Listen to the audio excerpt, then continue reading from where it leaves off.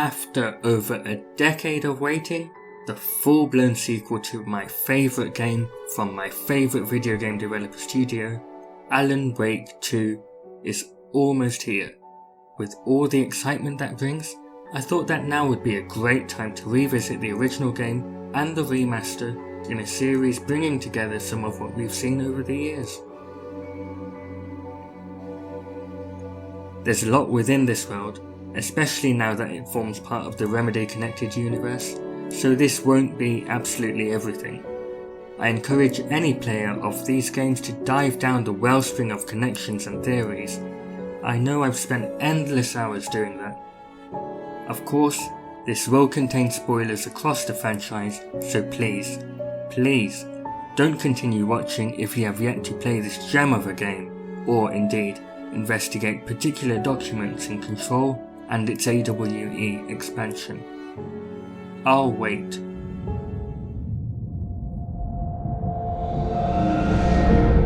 And so it begins, with Episode 1, Nightmare. Of course, we start with the first cutscene, and what a fantastic opening, even to this day.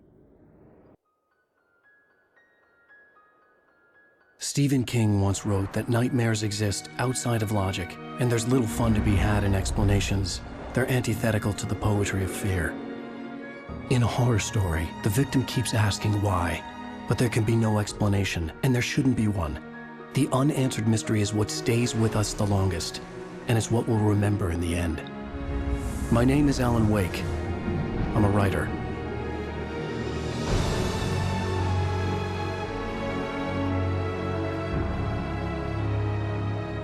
Our first shot of Alan is watching him speeding his car through Night Springs. More on that later. He's late, a typical nightmare of his, but he doesn't remember why he needs to reach a lighthouse. Hitchhiker. Dead. Headlights cut out, and just like a switch, the body vanished. A glaring light in the distance, lighthouse in view, Alan set off on foot to make his way there. Suddenly, just as quickly as the body disappeared, it reappeared behind Alan, immersed in shadows. Revisiting this board in the remaster, we see a missing poster for Alan, a poster for Zane as the diver, and most notably, a QR code. I'll play a little of that here and stick the link down below. Once upon a time, I had written hard-boiled crime books set in New York City, till I was sick of it. The Alex Casey books. A detective solving cases of murder, corruption and madness in the dark city. This place tapped into my unconscious mind, drew from there, twisting what it stole into a nightmare that took shape around me. A mystery, a detective story. I needed a detective to guide me. Echoes of Casey haunted me. I realized that the hitchhiker was a character from the story I'd been working on. Moments later, the man transforms into a black tornado, chasing Alan down a hiking trail to the residence of Clay Stewart. As soon as Alan enters, the door slams itself shut, trapping them both separately. I love this scene. The head turn really sells it. Before we move on from Clay Stewart, it's worth mentioning that his character goes beyond this being his only appearance in the game. As part of the limited collector's edition, players got their hands on the Alan Wake files, compiled by Stewart. The book tells of how he started to get nightmares of being chased by dark figures in the woods. Fighting alongside a man who looked like Alan Wake, the nightmares always ended with the deaths of both men. Clay grew obsessed, leaving his wife Anna and his son Milo in order to seek out the mysterious man. In Bright Falls, a year later after the events of the game, he investigates Alan Wake, Birdleg Cabin, and another investigation led by an FBI agent by the name of Robert Nightingale. And this is what makes up the Alan Wake files. From what we see in this nightmare sequence, Alan and Clay are more connected than they first appear, with Clay appearing in the nightmare of Alan.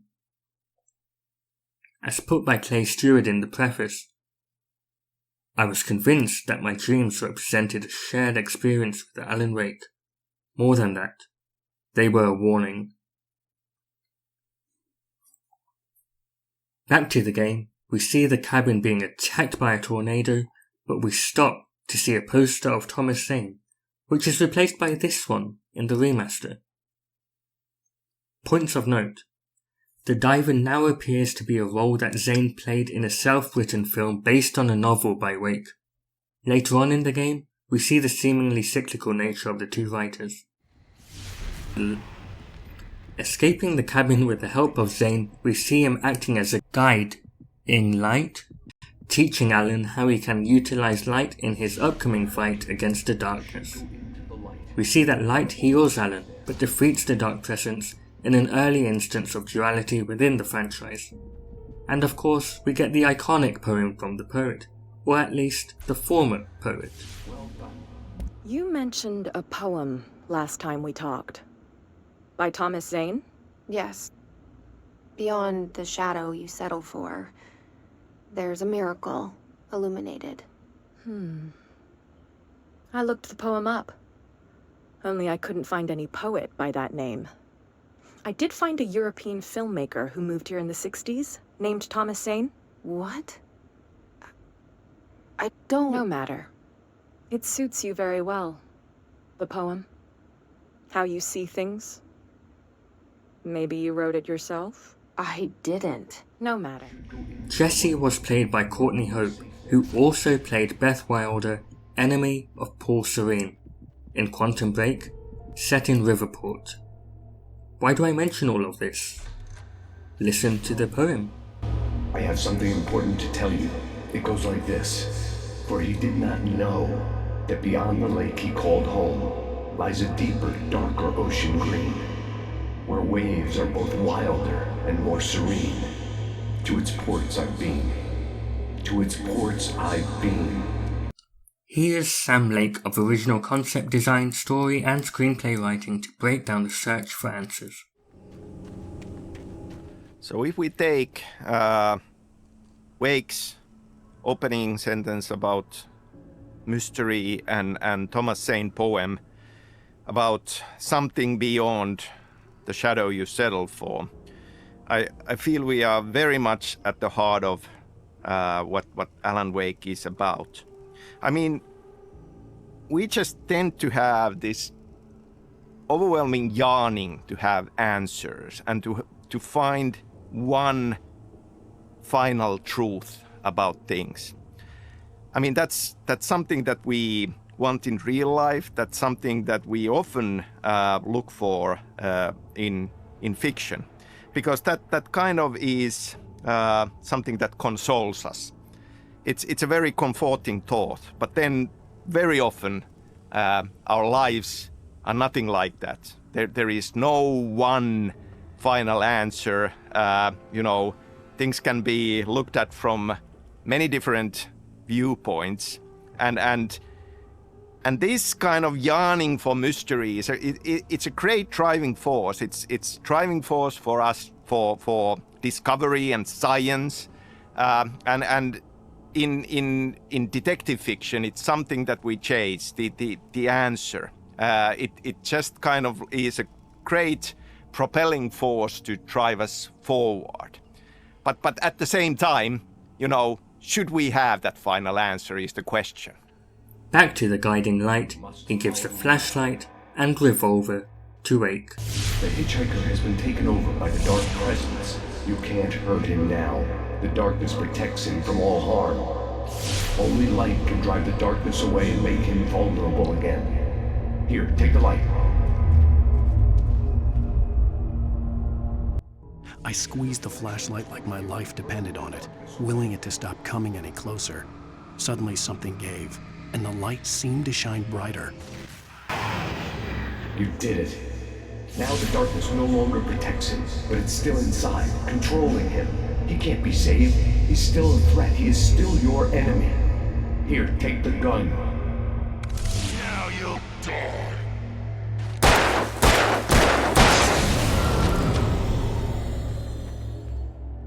Good. You've done well. Remember what I've taught you. That is all. I will give you back your dream now.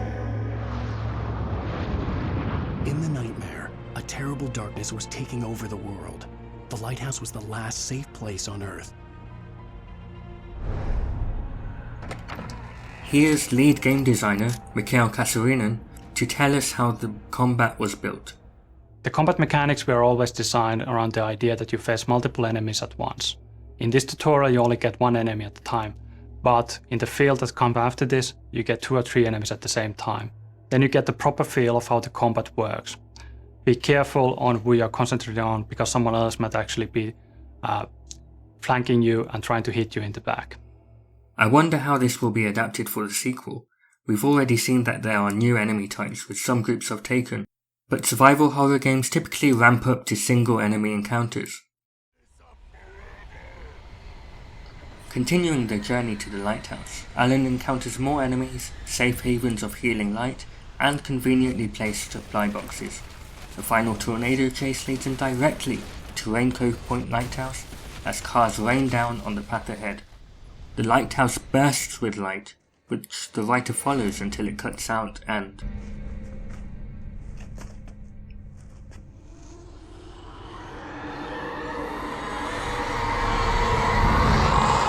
He's here. Alan, wake up. Shh, baby. Just another nightmare. Everything's fine. You dozed off. Right. Anything more than dozed off would be news for everyone. Cheer up, handsome. We're here. Alice, Alan's love. On the ferry to Bright Falls, a small town in the Pacific Northwest.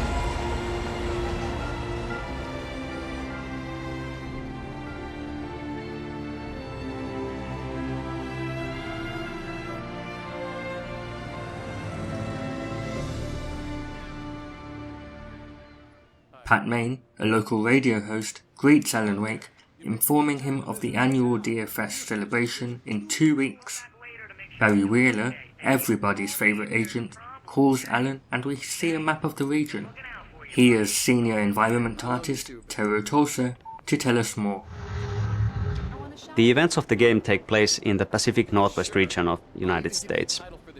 This is a beautiful region that has in the past been featured in numerous TV shows and movies, like The Shining and Twin Peaks. It's famous and recognizable for many things, like fishing and mining and huge redwood tree trunks the size of a bus, beautiful lighthouses. But I think the most recognizable and beautiful feature is the nature. It's an oceanic climate combined with huge mountain ranges and dark forests. The cool thing about it is that there's an enormous amount of moisture constantly flowing in from the Pacific Ocean, and when it hits the mountains it turns into fog. So the end result of that is that almost everywhere you look there's these dense wisps of fog lazily crawling on the mountains and hillsides, and it really lends the area an almost otherworldly feel. Now in Bright Falls, Alice refuels the car while Alan is welcomed into a 50s style diner by an eager fan. I'd forgotten there were still places like this. Towns where everybody knew everybody. Welcome to the Oh Dear Diner. Hi, I was wondering if you could help me. I'm looking for... Mr. Wake. Alan Wake. Oh, God! I am your biggest fan.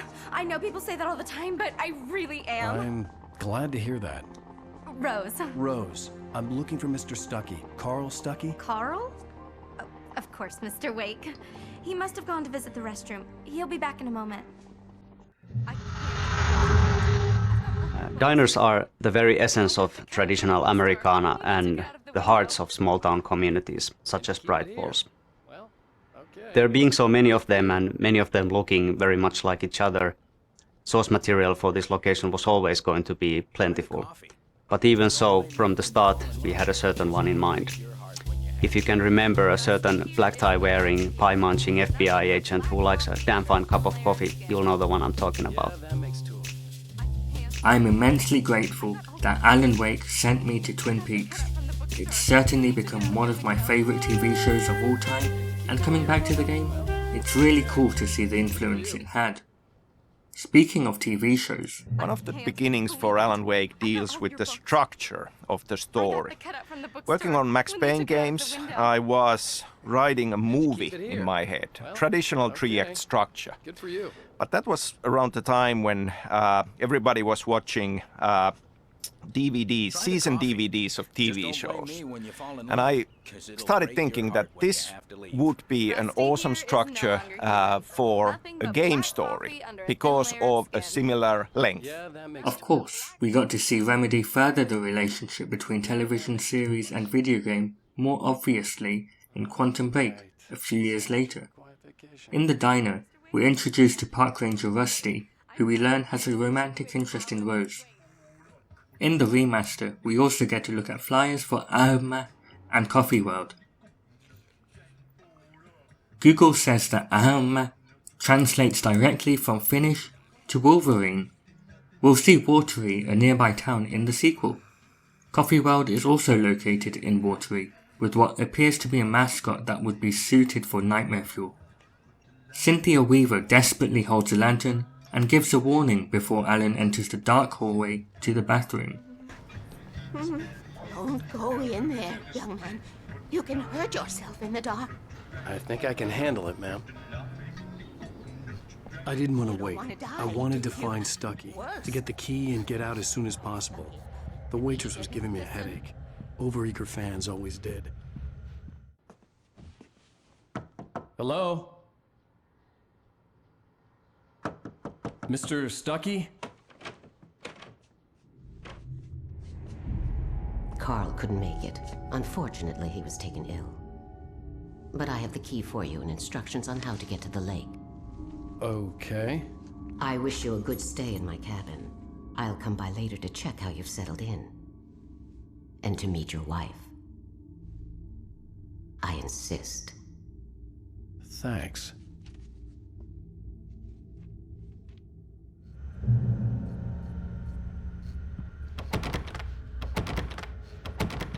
Cauldron Lake is a special place. Very inspiring.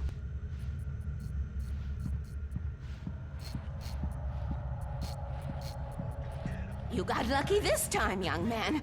You can hurt yourself in the dark. We also get to meet retired rock stars Odin and Tor Anderson. Those boys sure know how to put out a good tune. Splendid, splendid!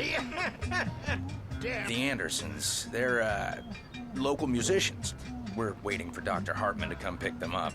They wandered off from his clinic at the Cauldron Lake Lodge. Leaving the diner, Stucky shouts in the distance.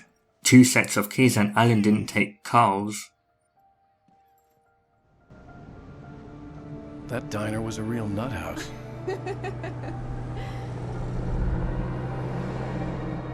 Can you believe this place? This would make a wonderful setting for a book. We're supposed to be on vacation, Alice. I'll figure it out when we get back home. Okay? Okay. We can talk about this later. Batman here on PBFF. I didn't want to talk about it. I wanted to bury my head in sand. Here's another one of my favorites to go with it. Once upon a time, I was a successful writer, but that was a long time ago. I hadn't been able to write a word in 2 years. Not since my last book. Here, we find out that Alice has a fear of the dark. Before the dive, we know that this is true, or at least that's my interpretation. This comes into play later. Alice had a phobia. The fear of darkness. I wanted to make sure we were inside with the lights on before sunset. The cabin obviously got its name from the shape of the island. It looked like a giant bird leg. Alice had mentioned that the lake was a caldera. There was a dormant volcano under it. Bird Lake Cabin is an idyllic, a little rundown but nevertheless beautiful cabin nestled in a small island on the Cauldron Lake. But not all about it is as it seems. You see, in the 70s there was a big eruption and the whole island sank and it took down the cabin with it. So it shouldn't really exist. Yet somehow it does. The original idea for the Bird Lake Cabin was that it was actually alive. That it would roam about in the forests at night, rising onto its legs that would at daytime look like bird leg-shaped roots sticking out from under it. In the end, the story evolved into having the name of Bird Lake Cabin simply derive from the peculiar shape of the island and also from the frontal facade of the building, where a chimney, which looks like a beak, and 2 round windows looked like its face, and Two porches, one on either side, looked like its wings. Inside the cabin, we see a shoebox on a bookshelf. Hello? Anyone A here? shoebox filled with books by Thomas Zane sat on the shelf. I'd never heard of him before. Hello? Anyone here?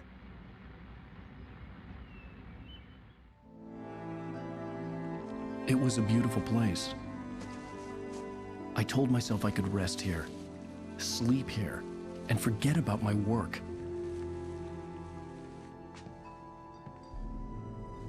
I thought we could be happy here.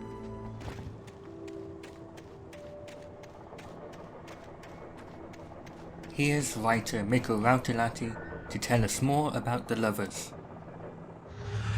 We spend a lot of time talking about Alice in the game, but we don't actually see all that much of her because she disappears. That's why it was very important for us to establish her as a major force in Wake's life in the very beginning of the game.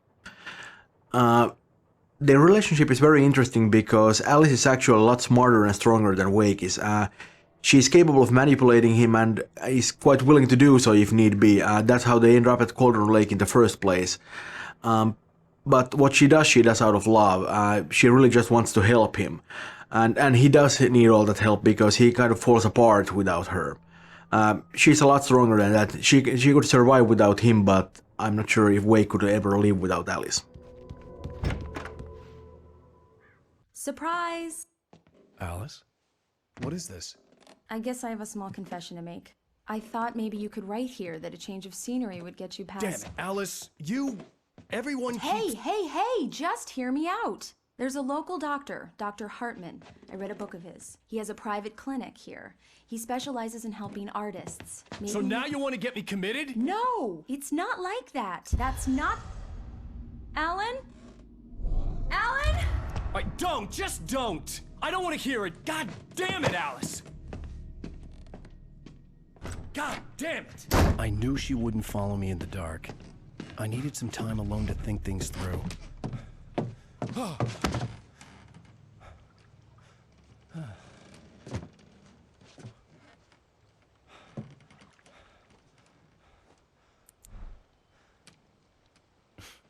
Damn it.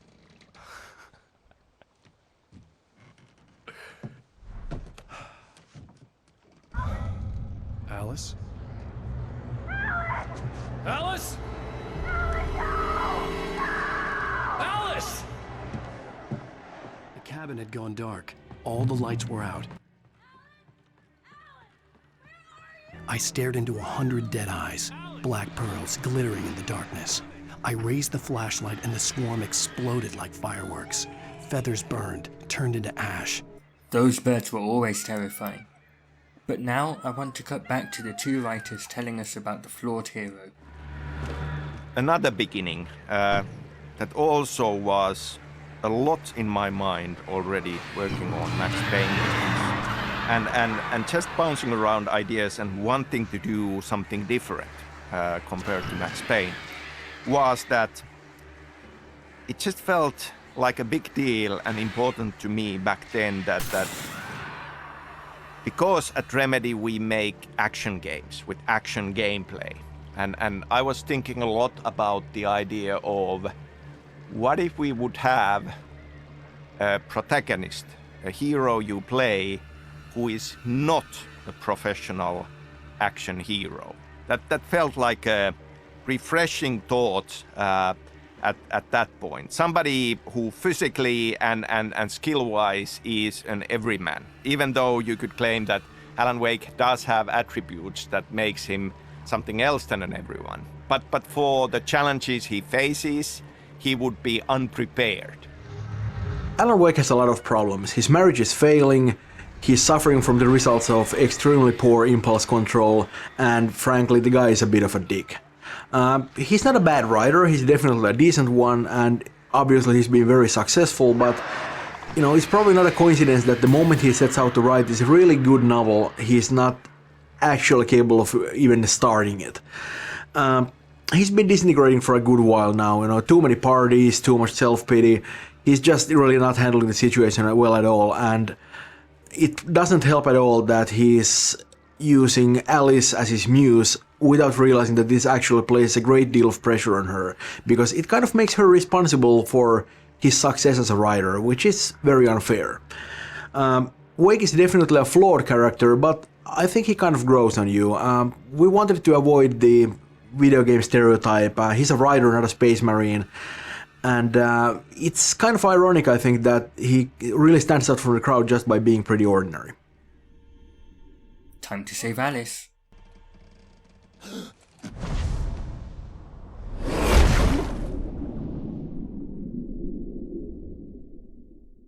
Keep going.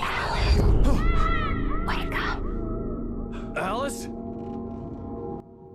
With no memory of what happened after the dive, Alan wakes inside a crashed car at night in a twisted parallel to waking up on the ferry and crashing the car into the hitchhiker in the nightmare. Woken from one nightmare and entered another. With the loss of his car and a phone with no charge, the writer sets off on his long hike along a rocky valley to a distant gas station in the hopes of calling for help there. Early on the journey, a bright light appears and gives Alan a gift. Hello? Is someone there?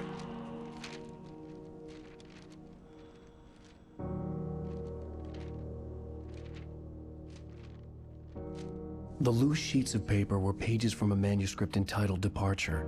That was the name I planned to use for the next novel I had never gotten started.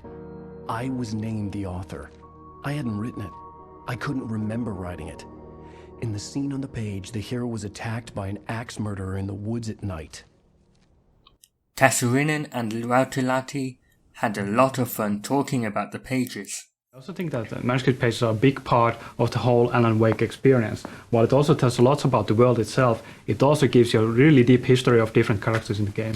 Yeah, and it feels kind of natural too, because we sort of made the pages a part of the thing. They're not just sort of random things in the on the sideline, but they're actually something that's really a part of the plot because they really are the plot. Exactly, and I especially like the idea how certain pages actually predict some events that are going to occur in the future. Yeah, we do a lot of foreshadowing there, but it's not, we don't really do the kind of a thing where we sort of, hint at something. We actually come right out and flat out, say it, because that's sort of, we want to prove the player that, what's written on the pages actually literally happens in the game. Yeah, it's really cool when that happens. If somebody...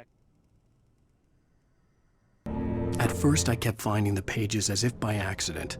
The book I couldn't remember was either a terrible and true prophecy or an act of creation that had rewritten the world. I began to hunt the pages feverishly, for they held the answer to the mystery. With it, I could save myself. With it, I could save Alice.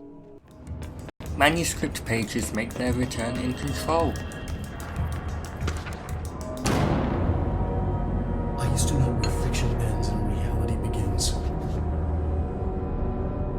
Here, they're all the same. It's a hideous trap my every thought made real. Fear, desire. How can I ever know for sure I've escaped and not just lost in my own fantasy of it? That thought alone can drive you insane.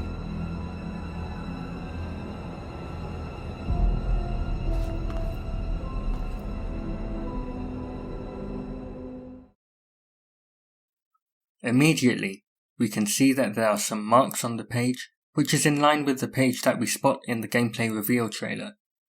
According to the document, these marks are where text has been violently scratched out, perhaps hinting at Alan's desperation and frustration of being trapped in the dark place.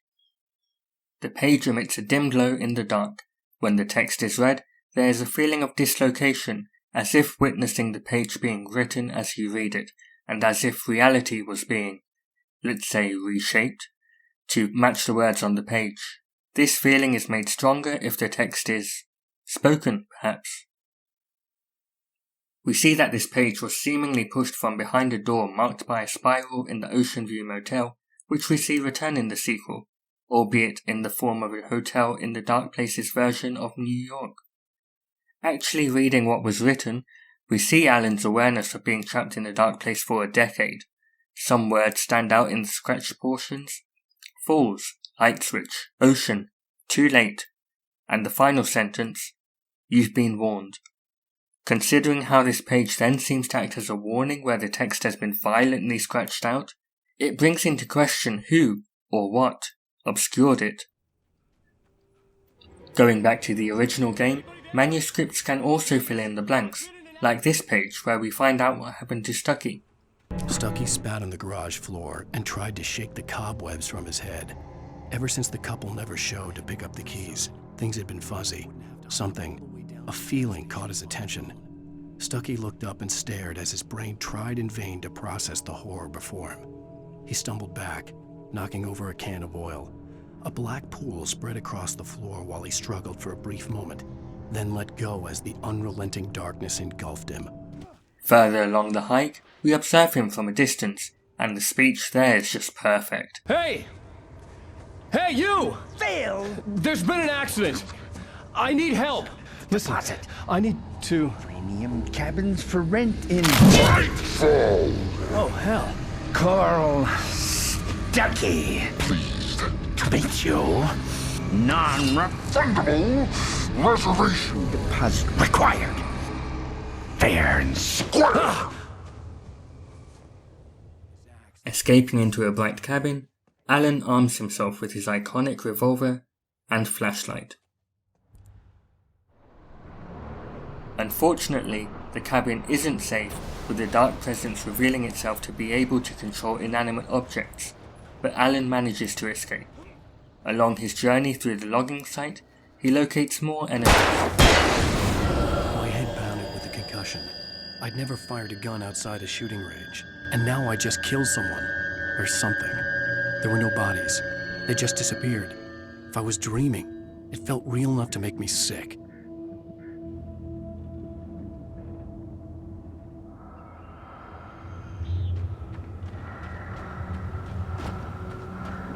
Chests of supplies are also located throughout the game.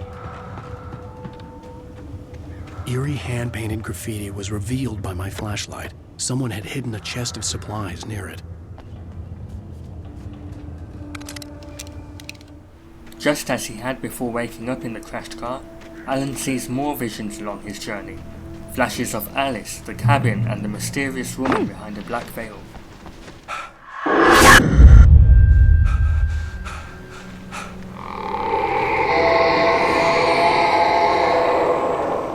What the hell was that?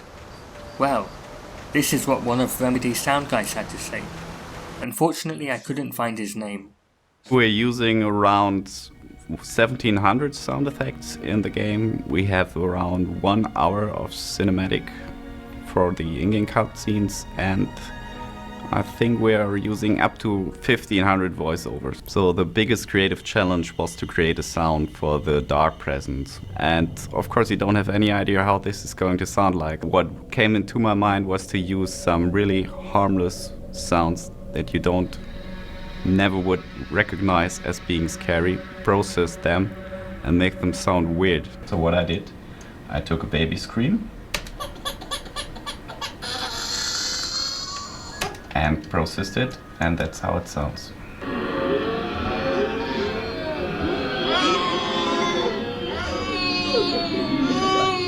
So another one I took is some baby kittens.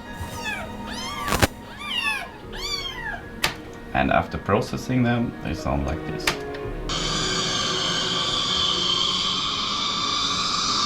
So these sounds combined, and some other sounds as well, sound like this.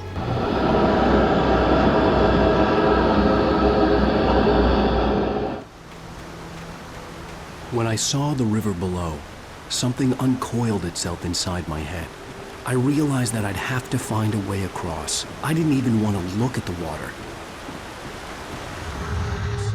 Wake's newfound fear of water is a result of his plunge into Cauldron Lake. Of course, at this point in the story, he doesn't know what happened to him, he doesn't remember any of it, but on some subconscious level, he knows that he's been violated, and he associates that with the water. After crossing the river, Alan uncovers some writing with his flashlight and learns that the enemies he has been fighting are called Taken, indicating that he wasn't the first to take them on. Taken. They're taken. I like how the novelization puts this. I quote, an indication that the men they had been before were now absent. Fathers, sons, they were gone now, taken over. The monsters Wake had killed in the logging yard had been just like that, their movements stilted, their eyes black pits devoid of humanity. Further through the logging site, we find a TV playing an episode of Night Springs. This show, based on the Twilight Zone, can also be found in Quantum Break and in Control, where we have a document titled Television Proposal. Just ahead, Alan finally confronts Stucky, backed up by a horde of Taken, tougher than the rest, but a fate the same as the others. Stucky's body vanished, leaving behind only a lifetime of nightmares to come, assuming I'd reached the lights at the gas station alive. You're about to find the first TV at the gas station where we see Alan Wake raving like a lunatic. Cynthia Weaver actually talks about a similar thing later on in the game when she mentions that Thomas Zane has been talking to her from beyond and from television, and it's kind of a similar thing. Wake isn't aware of how it's happening, but that's what it is. We are thinking of Alan Wake as kind of a sum of three parts actually. Our writing, Ilkka Villi's face and body language, and Matthew Poretta's voice. And since we shot this stuff on video instead of producing it with our game engine, that's actually Alan Wake at his purest, you could say. And, not coincidentally, it's also Alan Wake at his craziest. At last, our hero reaches the vintage gas station. After the insanity I had just experienced in the darkness, the lights of the gas station felt comforting. At least for a moment, the sane world reasserted itself. The remaster updates the float with a poster. Moosefest is Watery's competitor to DFS. We have another Finnish connection in Watery, through the floats being locally crafted by the Kalevala Knights. Having a quick look on Wikipedia, we see that the Kalevala is Finland's national epic on the creation of the Earth. It states that characters hunting or requesting spells to gain skills, including boat building, which I assume would involve logging, are frequently involved in the story. The entry also states that bear worship was once very common in Finland, and there are strong echoes of this in the Kalevala. What ends up being taken from the epic remains to be seen when we get to experience the sequel later this year. A lot of these Finnish connections are brought in through Watery having a history of being built by Finnish immigrants around the logging and fishing industries, which is nice to see because Remedy is itself a Finnish studio. In Control, we saw Ahti go to America's Little Finland. Interestingly, Ahti's name translates from Finnish to water god, or Neptune. We also have a lot of coffee thermoses located in the game, perfect for those long nights when you're fighting for survival. This is delved into a little more in Control with this document. No discernible altered effect has been discovered, other than keeping liquids warm for surprisingly long periods of time. It's also worth noting that the coffee from the thermos is always refreshing and strong, no matter its quality before being poured into the item. The Deer Fest had been 2 weeks away when we arrived. If the day count on the banner was right, I was missing a whole week between the night we got here and now. The garage was a mess. It looked like someone had trashed the place, or that there'd been some kind of fight. All right. I'll keep writing. Outside, there's only darkness. Outside the cabin, outside the story, there's only darkness. I can feel her presence in the dark. Just now, I could smell her perfume in the room. I'll reach her. I'll fix it up. I'll bring her back. The story will come true. If I stop, she's lost. I don't believe this. It'd been me on the TV, talking crazy. Was I losing my mind? At the end of this episode, Alan finds that phone. Bright Falls Sheriff Station.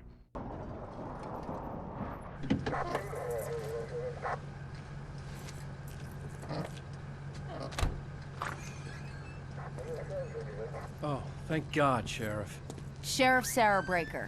You are... I'm Alan Wake, but listen. I was in a car crash. My wife, Alice, she's missing. Calm down, Mr. Wake. We were staying in a cabin on the island, on Cauldron Lake. There's no island on Cauldron Lake, not since the big eruption in the 70s. Please, I can take you there, okay? You look like you've taken a pretty bad knock to the head. Are you okay? Listen. We'll figure this out. Please get in the car. We'll swing by the lake and then we'll go to the station, okay? Mr. Wake, have you seen Stucky, the guy who owns this place? I realized I couldn't tell her what had happened in the forest. She wouldn't have believed me. And then she wouldn't have helped me with Alice.